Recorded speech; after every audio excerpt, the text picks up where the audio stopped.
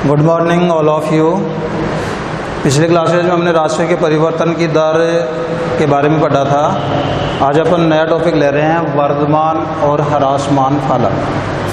तो पहले तो अपन इसको परिभाषित करें, वर्धमान और ह्रासमान फलन क्या होता है।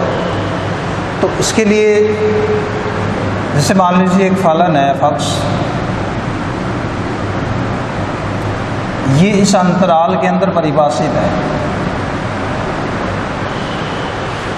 और यहाँ मान लीजिए कि इसी अंतराल के अंदर दो बिंदु हैं x1 और x2, जो कि इसी अंतराल के कोई मान x1 और x2 हैं, वो भी क्या है, इसी अंतराल के कोई दो बिंदु हैं। कि एक फलन f(x) है जो इस अंतराल के अंदर परिभाषित है, और इसी अंतराल के दो बिंदु हैं x1 और x2। तो f(x) विवृत अंतराल AB में वर्धमान फलन कहलाता है यदि x1 x2 belong to AB के लिए जब x1 लेस देन x2 हो, और इससे यदि आपको प्राप्त हो f(x1) less than equal to f(x2), कि x1 और x2 दो बिंदु इस विपरीत अंतराल के अंदर विद्यमान हो, और x1 लेस देन x2 की x1 है वो x2 से छोटा। आप देखिए, थोड़ा सा देखिए आप एक बार, जैसे 1 2 3 4 5 6 ऐसे हैं। 1 2 से छोटा है, 2 3 से छोटा, 3 4 से छोटा, 4 5 से छोटा, 5 6 से छोटा। ऐसे आपका ये अंतराल है। यहाँ मान लीजिए बिंदु A है, यहाँ मान लीजिए बिंदु B, और उसके अंदर बिंदु हैं x1 x2 x3 x4 ऐसे बिंदु। तो x1 लेस देन x2 तो होगा। तो x1 लेस देन x2 के लिए यदि f(x1) less than equal to f(x2) हो, तो दिया गया फलन क्या कहलाएगा, वर्धमान फलन कहलाएगा। और यहाँ थोड़ा सा यदि अपन ये देख लें कि यदि x1 लेस देन x2 के लिए f(x1) लेस देन f(x2) यदि हो, तो दिया गया फलन है वो क्या कहलाएगा, निरंतर वर्धमान फलन कहलाएगा। कि अगर x1 लेस देन x2 के लिए f(x1) less than equal to f(x2) तो फलन वर्धमान है, लेकिन यदि x1 लेस देन x2 के लिए f(x1) लेस देन f(x2) है, तो फलन कैसा कहलाएगा, निरंतर वर्धमान फलन कहलाता है। इसी प्रकार से f(x) से अंतराल AB में ह्रासमान फलन कहलाता है यदि x1 x2 belong to AB के लिए x1 लेस देन x2 यदि हो, और वहाँ से हमें प्राप्त हो f(x1) greater than equal to f(x2), तो फलन कैसा होगा, वर्धमान ह्रासमान होगा। कब होगा ह्रासमान, जब x1 लेस देन x2 के लिए f(x1) greater than equal to f(x2) हो। और यहाँ भी यदि x1 लेस देन x2 के लिए f(x1) ग्रेटर देन f(x2) हो, तो फलन कहलाएगा निरंतर ह्रासमान।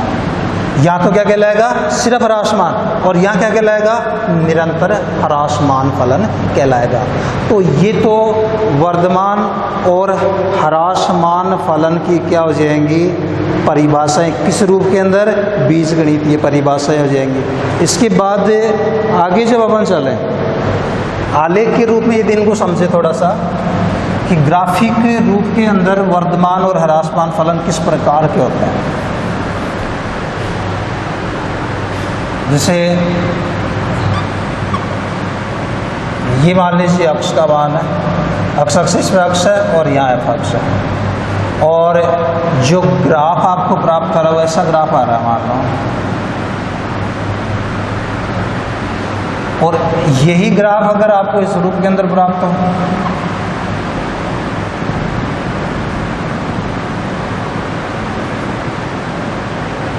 एक इस प्रकार का आलेख होगा।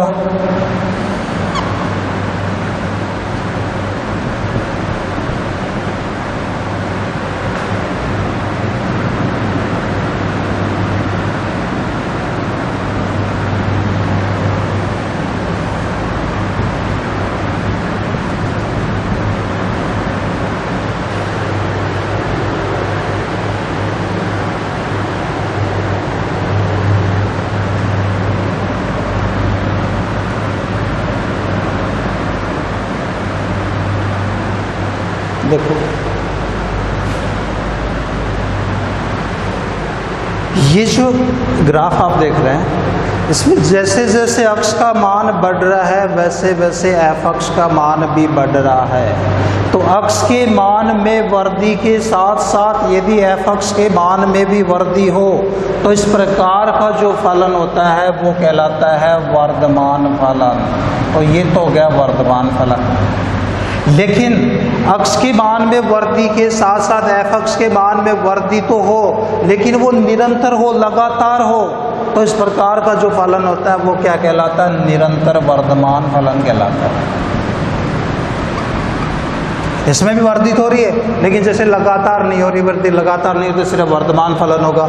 और इसमें क्या होता है कि वो वृद्धि लगातार होगी, तो इस प्रकार का जो फलन होगा वो क्या कहलाएगा? निरंतर वर्धमान फलन कहलाएगा। ऐसे ही बेटा यहाँ देखिए, जैसे जैसे अक्ष के मान में वृद्धि हो रही है वैसे वैसे एफ अक्ष के मान में कमी हो रही है, और लेकिन ये कमी लगातार नहीं है। तो अक्ष के मान में वृद्धि के साथ साथ यदि एफ अक्ष के मान में कमी हो और वो कमी लगातार न हो तो इस प्रकार का जो फलन होता है वो कहलाता है सिर्फ ह्रासमान फलन। और अक्ष के मान में वृद्धि के साथ साथ एफ अक्ष के मान में कमी हो और ये कमी यदि लगातार हो तो इस प्रकार का जो फलन होता है वो क्या कहलाता है? निरंतर ह्रासमान फलन कहलाता है। तो ये आलेख के रूप के अंदर वर्धमान और ह्रासमान फलन होंगे। उसके बाद हम अवकलन गणित के अनुसार इसको परिभाषित करें, और वो सबसे ज़्यादा इम्पोर्टेंट है कि अपन जो भी क्वेश्चन या प्रश्न जो भी अपन करेंगे वो अवकलन के अनुसार उसे वर्धमान और ह्रासमान सिद्ध करेंगे। तो अवकलन गणित के अनुसार वर्धमान फलन एफ अक्ष विवृत अंतराल ए बी में वर्धमान फलन कहलाता है यदि एफ डैश अक्ष ग्रेटर देन 0 हो। कि यदि उस अंतराल के प्रत्येक बिंदु पर दिए गए फलन का प्रथम अवकलज धनात्मक यदि आपको प्राप्त होता है तो उस अंतराल में वो फलन वर्धमान फलन कहलाता है। एक फलन एफ अक्ष अंतराल ए बी में वर्धमान फलन कहलाता है यदि एफ डैश अक्ष ग्रेटर देन 0 हो। इसी प्रकार से एफ अक्ष से विपरीत अंतराल ए बी में ह्रासमान फलन कहलाता है यदि एफ डैश अक्ष लेस देन 0, कि उस अंतराल के प्रत्येक बिंदु पर उस फलन के अवकलज का प्रथम क्रम का जो अवकलज वो अगर ऋणात्मक आता है तो वो उन बिंदुओं पर या उस अंतराल के अंदर वो फलन कैसा होगा? ह्रासमान फलन। कि एक फलन एफ अक्ष अंतराल ए बी में ह्रासमान फलन कहलाएगा यदि एफ डैश अक्ष यानी प्रथम क्रम का अवकलज लेस देन 0। कई बार ये कंडीशन बनती है कि एफ अक्ष इस अंतराल के अंदर जब होता है वहाँ एफ डैश अक्ष का जो मान है वो 0, अंतराल के प्रत्येक बिंदु पर अगर 0 आ जाता है तो वहाँ न तो वर्धमान होगा न ह्रासमान होगा, और वो क्या कहलाएगा? एक अचर फलन कहलाएगा। तो ये वर्धमान और ह्रासमान फलन की परिभाषाएं हैं। अब क्या करना अपन को कि आपको कोई फलन दे दिया जाए और ये कहा जाए कि सिद्ध कीजिए ये वर्धमान फलन है, हम प्रथम क्रम का अवकलज करें और उसके बाद देखें कि अंतराल के प्रत्येक बिंदु पर उस प्रथम क्रम के अवकलज का मान धनात्मक है क्या? अगर धनात्मक है तो निश्चित रूप से वो वर्धमान फलन है। और यदि उससे प्रथम क्रम के अवकलज का अंतराल के प्रत्येक बिंदु पर मान अगर ऋणात्मक आ रहा है तो अपन कह सकते हैं कि वो एक ह्रासमान फलन है। मुख्य चीज़ इसके अंदर ये होती है कि अंतराल ज्ञात भी करने पड़ते हैं कि वो अंतराल ज्ञात कीजिए जहाँ दिया गया फलन वर्धमान या ह्रासमान है। तो वर्धमान और ह्रासमान ये चीज़ें ज्ञात करने के लिए हम दिए गए फलन का अक्ष के सापेक्ष अवकलन करें, और जो अवकलन अपन को प्राप्त हो उस अवकलन, दो तरीके हैं इसके, उस अवकलन के मान के बराबर 0 करके आप अक्ष के मान निकालो जो क्रांतिक बिंदु होते हैं, और उन क्रांतिक बिंदुओं को संख्या रेखा पर अंकित करके आप अंतराल प्राप्त कीजिए। उन अंतरालों में जांच कीजिए कि किस अंतराल में एफ डैश अक्ष धनात्मक आ रहा है, किस अंतराल में एफ डैश अक्ष ऋणात्मक आ रहा है। जहाँ धनात्मक आएगा वो वर्धमान फलन का अंतराल है, और जहाँ ऋणात्मक आएगा वो ह्रासमान फलन का अंतराल है। दूसरा तरीका एक और होता है कि जब अपन अवकलन करें तो उस अवकलन के लिए अगर वर्धमान होगा तो एफ डैश अक्ष ग्रेटर देन 0, जो एफ डेस अक्स का मान है उसे ग्रेटर देन 0 करो। अब वो ग्रेटर देन 0 कैसे होता है? जैसे मान लो दो गुणनखंड है आपके पास अवकलन में, अब वो ग्रेटर देन 0 कब हो सकते हैं? वो धनात्मक कब हो सकते हैं? या तो वो दोनों धनात्मक हो या वो दोनों ऋणात्मक हो।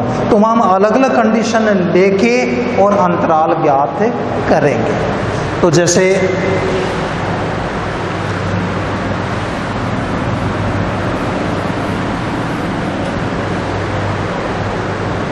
एग्जाम्पल नंबर 7 है,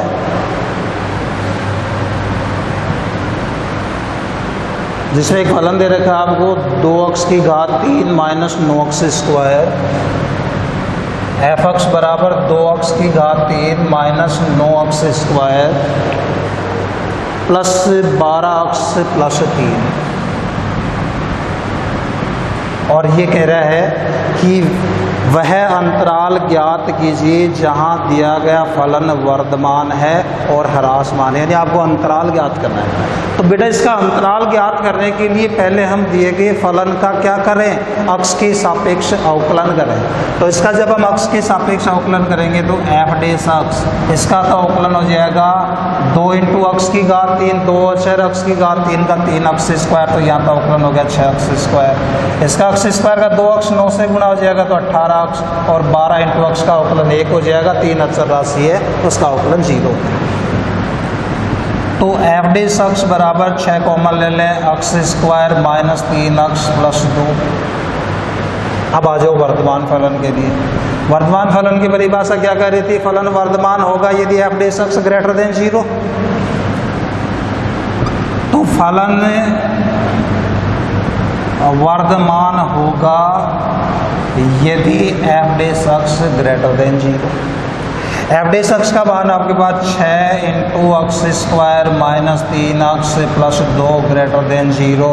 असंबिका के दोनों पक्षों में 6 का भाग देते हैं तो अक्ष स्क्वायर माइनस 3 अक्ष प्लस 2 ग्रेटर देन 0। इसके गुणनखंड कीजिए तो गुणनखंड इसके हो जाएंगे अक्ष माइनस 1 इंटू अक्ष माइनस 2 ग्रेटर देन 0, अक्ष माइनस 1 इंटू अक्ष माइनस 2। अब देखो बेटा, ये दो गुणनखंड है, दो संख्याएं हैं या दो राशियां हैं और इन दोनों का गुणनफल धनात्मक है। तो दो संख्याओं का गुणनफल धनात्मक कब हो सकता है? या तो वो दोनों संख्याएं धनात्मक हो या वो दोनों संख्याएं ऋणात्मक हो।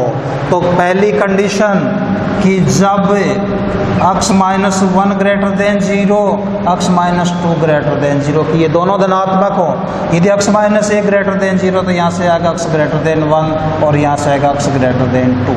क्या कह रहा है कि अक्ष का मान 1 से बड़ा हो, अक्ष का मान 2 से बड़ा हो। दोनों में सत्य कौन सा सत्य है? दोनों को संतुष्ट कौन सा कर रहा है? ये करेगा कि अगर अक्ष का मान 2 से बड़ा तो निश्चित अक्ष का मान 1 से भी बड़ा होगा। तो यहाँ आपको ये संतुष्ट कर रही है अक्ष ग्रेटर देन 2, अक्ष का मान 2 से अधिक हो। अब अक्ष का मान 2 से अधिक है तो बेटा अंतराल क्या बनेगा? देखो ये संख्या रेखा अनंत, यहाँ माइनस अनंत, और यहाँ मान लीजिए आपका मान 1 है, यहाँ मान लीजिए आपका मान 2। 2 से बड़ा तो 2 से बड़े ये सारे मान होंगे तो कहाँ तक होंगे? अनंत तक। तो इसका जो अंतराल है वो क्या बन जाएगा आपका? 2 से अनंत तक। ये 2 से अनंत तक का एक अंतराल बन गया। इसके बाद दूसरी कंडीशन है कि अक्ष माइनस 1 भी ऋणात्मक हो, अक्ष माइनस 2 भी ऋणात्मक हो, और दो ऋणात्मक संख्याओं का गुणनफल भी धनात्मक होता है, यानी ये दोनों ऋणात्मक हो। और यहाँ ये तो कह रहा है अक्ष लेस देन 1, यहाँ कह रहा है अक्ष लेस देन 2 कि अक्ष का मान 1 से कम, अक्ष का मान 2 से कम है। दोनों को संतुष्ट कौन सा करेगा? अगर अक्ष का मान 1 से कम होगा तो निश्चित है कि 2 से अपने आप ही कम हो जाएगा। तो इन दोनों को संतुष्ट कौन सी कर रही है? अक्ष लेस देन 1 कि अक्ष का मान 1 से कम। 1 से कम कहाँ तक जाओगे आप? माइनस अनंत तक। तो अंतराल क्या बनेगा आपका? माइनस अनंत टू 1। तो वर्धमान फलन के अंतराल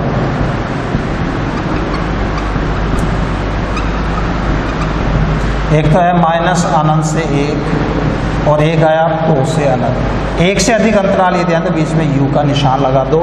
ये तो हो गए बेटा वर्धमान फलन के अंतराल। अब ह्रासमान पे आ जाओ कि एफ अक्ष ह्रासमान होगा। क्या परिभाषा थी कि एफ डेस अक्ष का मान ऋणात्मक।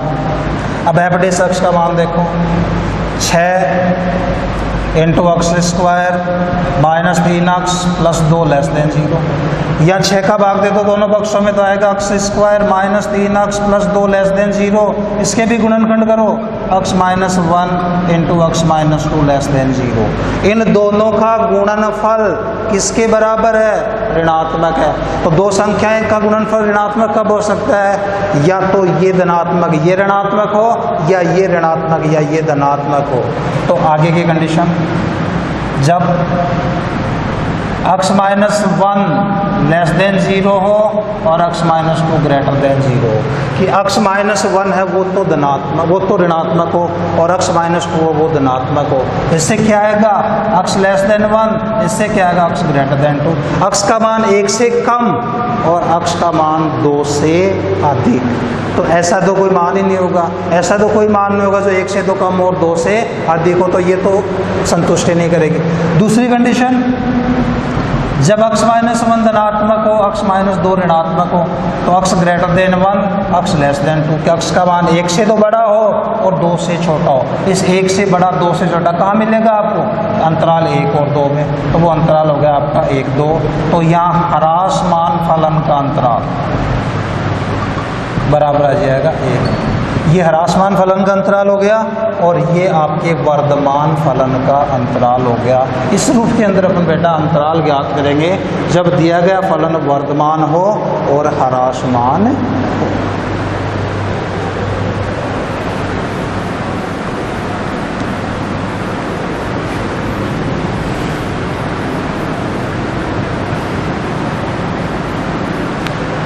फिर अगला उदाहरण है, एग्जाम्पल नंबर 8 है।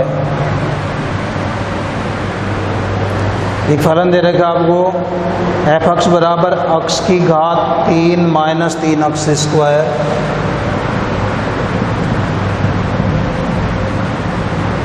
प्लस 4 अक्स। आपको ये सिद्ध करना है कि ये जो फलन समस्त वास्तविक संख्याओं के लिए वर्धमान फलन है, समस्त वास्तविक संख्याओं के लिए वर्धमान फलन है। तो अवकलन करें अक्स के सापेक्ष, अक्स क्यूब का गया 3 अक्स स्क्वायर, इसका करेंगे 3 दूनी 6 अक्स और 4 अक्स का करोगे 4, या एफ डेस अक्स बराबर 3 अक्स स्क्वायर माइनस 6 अक्स प्लस 3 प्लस 1, 4 को यदि हम लिखते हैं 3 प्लस 1 के रूप में, या एफ डेस अक्स बराबर इन तीनों पदों में 3 कॉमन ले लिया, बचा अक्स स्क्वायर माइनस 2 अक्स प्लस 1 और आगे मान प्लस का 1। तो एफ डेस अक्स बराबर 3 इंटू, चूँकि अक्स स्क्वायर माइनस 2 अक्स प्लस 1 बराबर होता है अक्स माइनस 1 का होल स्क्वायर, ये हो गया आपका अक्स माइनस 1 का होल स्क्वायर प्लस 1। अब देखो यार, अक्स माइनस 1 का होल स्क्वायर, अक्स की जगह कोई भी वास्तविक मान रखेंगे, ये मान पॉजिटिव ही तो आएगा, स्क्वायर है, और उस पॉजिटिव मान में एक यदि आप जोड़ेंगे तो भी मान पॉजिटिव होगा। तो ये मान कैसा आएगा? Greater than 0। तो चूँकि एफ डेस अक्स ग्रेटर देन 0 जब अक्स बिलोंग टू आर है, और यदि एफ डेस अक्स ग्रेटर देन 0 होता है तो फलन कैसा होता है? वर्धमान होता है। तो अपन कह सकते हैं कि एफ वर्धमान है। उसके बाद फिर आगे अपन को एक अंतराल ज्ञात करना है जहाँ फलन वर्धमान है या ह्रासमान है।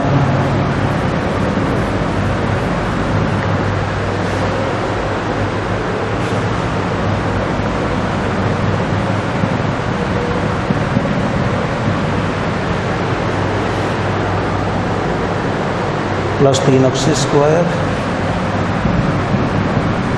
प्लस 12 अक्स प्लस एफ एक्स बराबर है माइनस 2 अक्स की घात 3 प्लस 3 अक्स स्क्वायर प्लस का 12 अक्स प्लस का 25। वह अंतराल ज्ञात कीजिए जहाँ फलन वर्धमान और ह्रासमान है। अवकलन कर दो, एफ डेस अक्स इसका करेंगे 2, इसका 3 अक्स स्क्वायर का तो ये तो हो जाएगा 6 अक्स स्क्वायर, इसका 2 अक्स 3 से गुणा करोगे 6 अक्स हो गया, और इसका 12 25 अचर राशि है, उसका अवकलन क्या हो जाएगा? 0 हो जाएगा। तो एफ डेस अक्स बराबर यदि 6 हम कॉमन ले लें, इसमें माइनस 6 कॉमन ले लिया जैसे, तो बचा अक्स स्क्वायर माइनस अक्स माइनस 6। ये एफ डेस अक्स का मान आ गया। वर्धमान होगा यदि एफ डैश अक्स का मान धनात्मक हो और एफ डैश अक्स का ये मान आपके पास -6 into x square minus x minus 2 greater than 0। चूँकि ये ऋणात्मक है और असमिका में क्या करते हैं, माइनस निशान से दोनों पक्षों को गुणा करते हैं, तो असमिका का निशान चेंज हो जाएगा ग्रेटर देन लेस देन में और लेस देन ग्रेटर देन में। तो यदि हमने माइनस निशान से गुणा किया तो 6 into x square minus x minus 2 less than 0 और 6 का भाग देते हैं तो x square minus x minus 2 less than 0। अब अपन क्या करें, इसके गुणनखंड करते हैं। तो इसके गुणनखंड जब अपन करेंगे तो गुणनखंड आएगा x plus 1 into x minus 2 less than 0। X को अक्स से गुणा के अक्स स्क्वायर आएगा, ये प्लस का अक्स, ये माइनस का 2 अक्स, तो माइनस अक्स बच जाएगा, ये माइनस 2। अब यहाँ फिर वो चीज़ आ गई, इन दोनों का गुणनफल ऋणात्मक है, दोनों का गुणनफल ऋणात्मक है, तो या तो ये धनात्मक ये ऋणात्मक या ये ऋणात्मक या ये धनात्मक। तो जब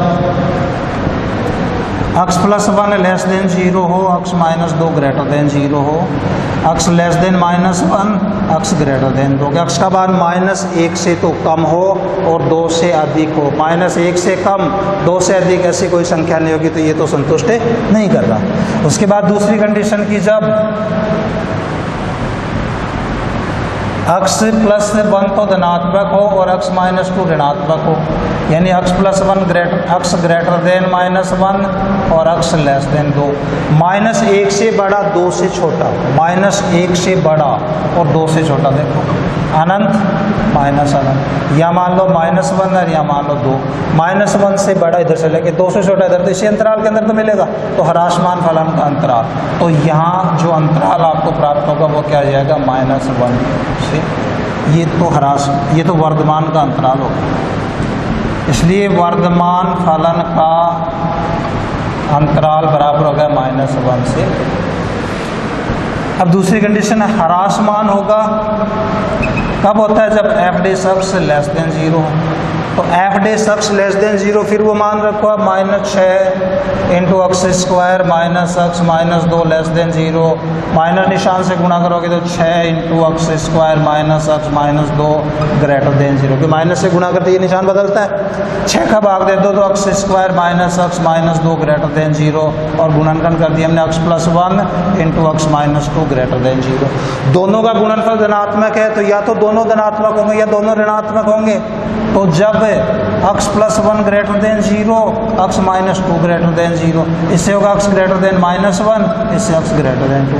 -1 से बड़ा 2 से बड़ा संतुष्ट कौन सा करेगा, 2 से बड़ा। अक्स ग्रेटर देन 2, 2 से बड़ा कहाँ तक, अनंत तक, अंतराल क्या हो जाएगा, 2 से अनंत। दूसरी कंडीशन के अंदर दोनों ऋणात्मक हो, जब अक्स प्लस 1 लेस देन 0 हो और अक्स माइनस 2 लेस देन 0। तो इससे तो आपको मिलेगा अक्स लेस देन -1, इससे मिलेगा अक्स लेस देन 2। -1 से छोटा या 2 से छोटा संतुष्ट कौन सा करेगा, ये। तो यहाँ मिल गया अक्स लेस देन -1 और -1 से छोटा माइनस अनंत तक का मान होगा, तो यहाँ जो अंतराल हो गया वो -1 टू -1 हो गया।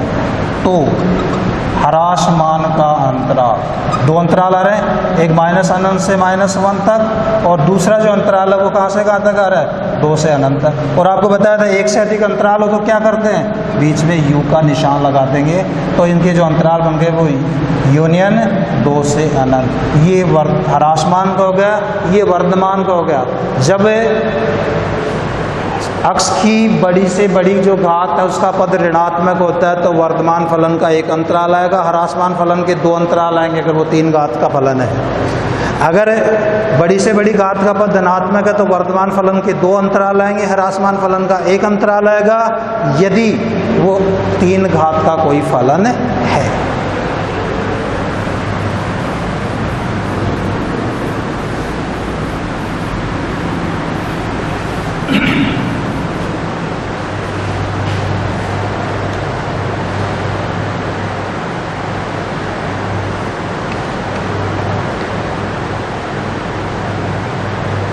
फिर जैसे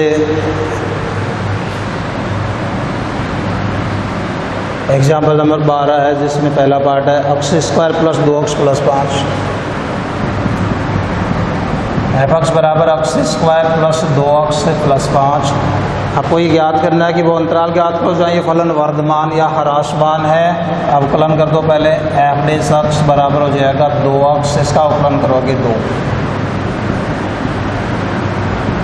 वर्धमान होगा यदि एफ डेस एक्स ग्रेटर देन 0 हो। अब एफ डेस एक्स का मान आपके पास ये है 2x प्लस 2 ग्रेटर देन 0। 2 का भाग देंगे तो x प्लस 1 ग्रेटर देन 0, या x ग्रेटर देन क्या हो गया -1। -1 से बड़ा कहाँ तक? अनंत तक। तो अंतराल कितना हो जाएगा? इसमें तो फलन क्या होगा? वर्धमान हो गया, यानी -1 से अनंत तक तो फलन क्या हो गया? वर्धमान हो गया। उसके बाद ह्रासमान होगा यदि एफ डेस एक्स लेस देन 0। एफ डेस एक्स का मान रखो 2x प्लस 2 लेस देन 0, 2 का भाग 2, x प्लस 1 लेस देन 0, और इससे क्या मिला? x less than -1। x का मान -1 से कम कहाँ तक आएगा? अनंत तक। तो अनंत से -1, ये कौन सा फलन का अंतराल हो जाएगा? ये ह्रासमान फलन का अंतराल। तो ये ह्रासमान का अंतराल हो गया, ये वर्धमान फलन का अंतराल हो गया। सेकेंड पार्ट इसमें 10 से -6x से -2x स्क्वायर। एफ एक्स बराबर 10 -6x -2x स्क्वायर। अवकलन किया तो एफ डेस एक्स बराबर हो जाएगा, इसका 0 हो गया, इसका -6 हो गया, इसका -4x हो गया। तो एफ डेस एक्स बराबर यदि हम -2 कॉमन ले लें, ये मान हो जाएगा 3 प्लस 2x। वर्धमान होगा यदि एफ डेस एक्स ग्रेटर देन 0, कि यदि एफ डेस एक्स का जो मान है वो धनात्मक यदि है, तो धनात्मक है तो वर्धमान होगा तो -2 into 3 plus 2x greater than 0, और माइनस निशान से गुणा करेंगे तो 2 into 3 plus 2x less than 0, ये चेंज होगा। 2 का भाग देते तो 3 प्लस 2x लेस देन 0, या 2x less than -3, x less than -3 बटा 2। कि -3 बटा 2 से कम, तो -3 बटा 2 से कम क्या आ जाएगा? अनंत से -3 बटा 2, ये वर्धमान का हो गया। और ह्रासमान के लिए जब अपन ज्ञात करेंगे तो ह्रासमान होगा यदि एफ डेस एक्स लेस देन 0। फिर एफ डेस एक्स का मान रखो -2 into 3 plus 2x less than 0, minus से गुणा करेंगे, ये समीकरण चेंज हो गया, ग्रेटर देन का निशान आएगा, तो 2 into 3 plus 2x greater than 0, 2 का भाग दे दिया तो 3 प्लस 2x ग्रेटर देन 0, या 2x greater than -3, x greater than हो जाएगा -3 बटा 2। -3 बटा 2 से बड़ा कहाँ तक? अनंत तक। ये ह्रासमान फलन का अंतराल हो गया -3 बटा 2 से अनंत। ये वर्धमान का अंतराल हो गया -अनंत से -3 बटा 2। थैंक यू, धन्यवाद।